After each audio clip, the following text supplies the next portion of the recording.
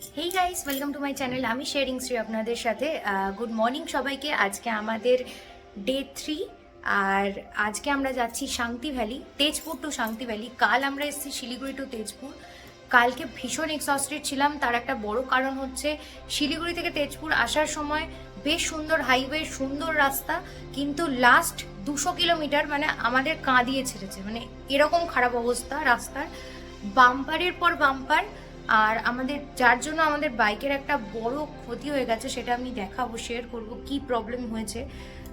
খুব খারাপ অবস্থায় ছিলাম কালকে, যার জন্য আমি রাত্রেবেলা কোনো ক্লিপ নিতে পারিনি, তার জন্য সরি।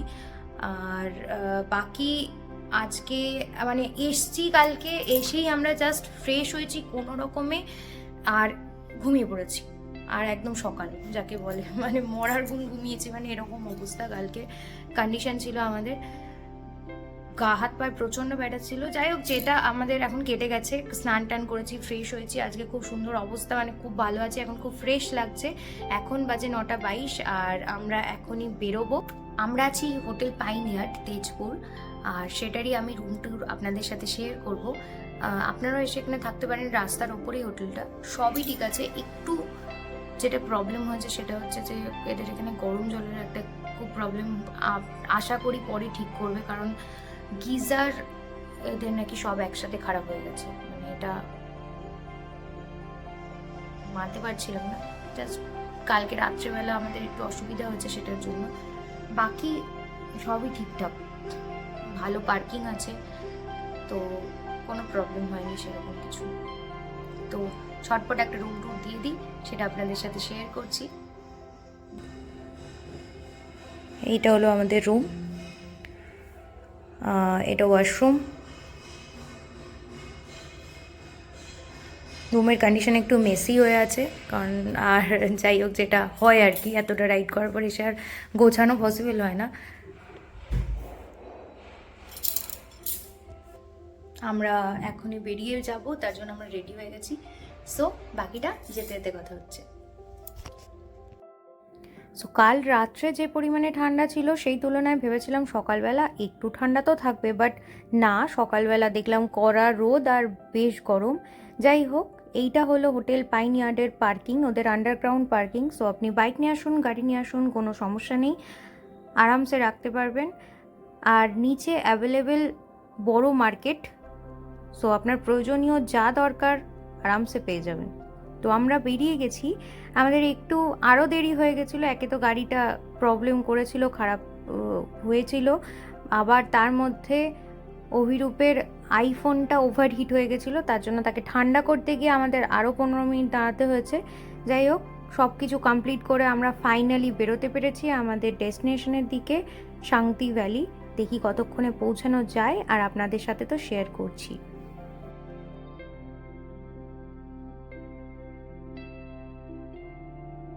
প্রচণ্ড মানে এখানে সকালবেলাটা প্রচণ্ড গরম তেজপুরে, বাট রাত্রের দিকটা বেশ ঠান্ডা, সকালবেলাটা বেশ গরম।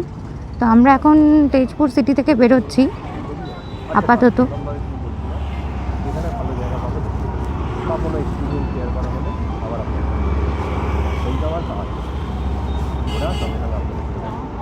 তেজপুর থেকে বেরোনোর সময় আমরা ঠিক করেছিলাম যেটা ফার্স্ট পেট্রোল পাম্প পাবো, তো সেখান থেকে আমরা তেল ভরিয়ে নেবো। আমরা তেল ভরিয়েও নিয়েছি আর বেরিয়েও গেছি। আর এবার শুধু ওয়েট করছি কতক্ষণে পাহাড় দেখতে পাবো আর আপনাদের সাথে শেয়ার করব। সো আপাতত আপনারা এই রোডটা এনজয় করতে থাকুন, আর ইন্টারেস্টিং কিছু দেখলেই তো আপনাদের আমি দেখাবই।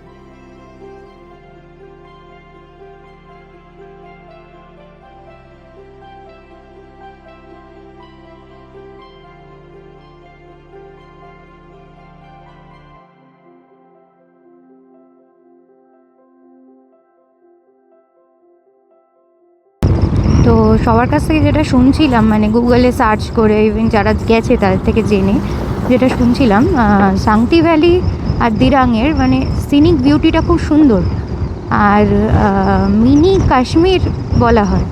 আর যেটা দেখার জন্য আমি ভীষণ এক্সাইটেড। তো আজকের রাস্তা একদম ক্লিয়ার, এই রাস্তাতে কোনো বাম্পার পাইনি, আর খুব সুন্দরভাবে যাচ্ছি।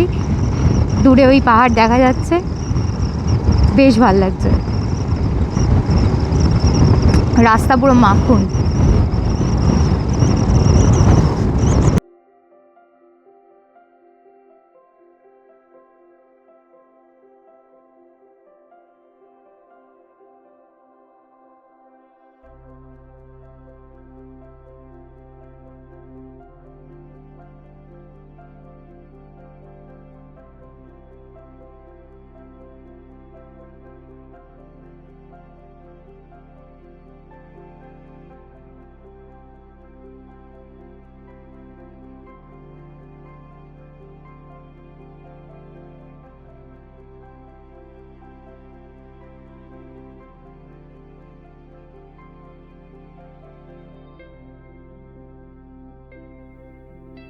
সো দূরে ওই বোর্ডে লেখা আছে ভালুকপং 36 কিলোমিটার, বমডিলা 137 আর দিরাং ফাইনালি 179, যেটা আমাদের যেতে হবে।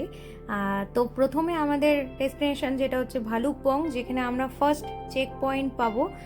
তো ওখানেই আমরা ফার্স্ট দাঁড়াবো ভালুকপংয়ে। ওখানে আমরা আইএলপিটা আমাদের চেক করাবো। তারপর আমরা যাব বমডিলা হয়ে দিরাং। সো পুরো রাস্তাটা খুব সুন্দর, এনজয় করতে থাকুন।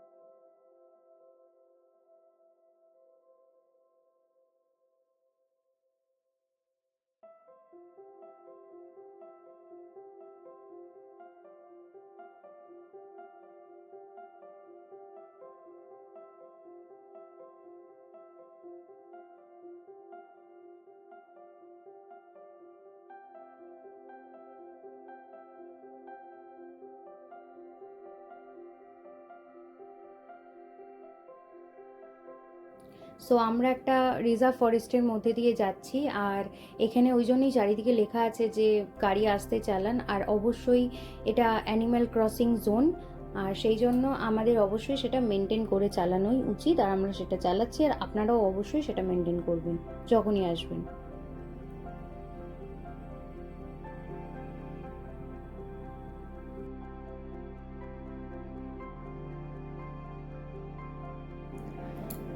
জাস্ট ইনফরমেশন যেটা আপনাদের সাথে আমি শেয়ার করতে চাই, আপনারা যারা ফার্স্ট টাইম অরুণাচল আসছেন তাদের জন্য বলি, আপনাদের একটা আইএলপি দরকার হবে। সেটা আপনারা কিভাবে অ্যাপ্লাই করবেন আমি বলে দিচ্ছি। আপনাদের গুগলে গিয়ে www.arunachalilp.com গিয়ে সার্চ করতে হবে। সেখানে আপনারা অ্যাপ্লাই অনলাইন আইএলপি বলে অপশন পাবেন, সেখানে আইএলপিটা আপনারা পেয়ে যাবেন। ওখানে গিয়ে ফিল করলে, পুরো ফর্মটা ফিল আপ করলে আপনার আইএলপি বেরিয়ে আসবে আপনার ছবি সমেত। সো এই আইএলপিটাই আমাদের ভালুকপংয়ে ফার্স্ট চেক পয়েন্টে যেটা পড়বে সেটা চেক হবে। তো এই আইএলপিটা আপনারা যেদিন যাচ্ছেন তার সেই ডেটের প্রায় 4 সপ্তাহ কি 3 সপ্তাহ আগে আপনি বের করে নিন, তাহলে আপনার টাকাটা কম লাগবে। বাট ইনস্ট্যান্ট আইএলপি যেটা 5-10 দিনের মধ্যে বের করতে হয়, সেটার জন্য টাকা কিন্তু বেশি লাগে, যেটা আমরা বের করেছিলাম, যেটা আমাদের ভুল ছিল। পরে আমরা জানতে পেরেছি যে এটা যদি আমরা আগে অ্যাপ্লাই করতাম তাহলে আমাদের টাকাটা অনেকটা কম লাগতো। সো এই ইনফরমেশনটা একটা ছোট্ট দিয়ে দিলাম, যেটা আপনাদের কাজে লাগবে। আর বাকি যা রাস্তা দেখছেন, এত সুন্দর রাস্তা, অসাধারণ, মানে একটা জার্নি যেটা আমরা খুব এনজয় করছি। আর অভিরূপ খুব স্পিডে বাইক চালায় না, ও আস্তে বাইক চালায়। আর আমার চ্যানেলে আপনারা যতটা দেখতে পাবেন সেটা অ্যাজ আ পিলিয়ন আমি আপনাদের দেখানোর চেষ্টা করছি, বাট পুরো ইনফরমেশান, পুরো রোডের কন্ডিশন, পুরো ইনফরমেশানটা আপনারা পেয়ে যাবেন অভিরূপের চ্যানেলে, স্প্লেন্ডিড অভি বলে চ্যানেল, সেটার লিঙ্ক আমি আপনাদের সাথে শেয়ার করে দেব। আমাদের বাইকের যেটা সমস্যা হয়েছিল সেই ভিডিওটার লিঙ্কও আমি এখানে শেয়ার করে দেবো, যেটা আপনারা জানতে পারবেন যার জন্য আমাদের তেজপুর থেকে বেরোতে এতটা লেট হয়ে গেছিলো।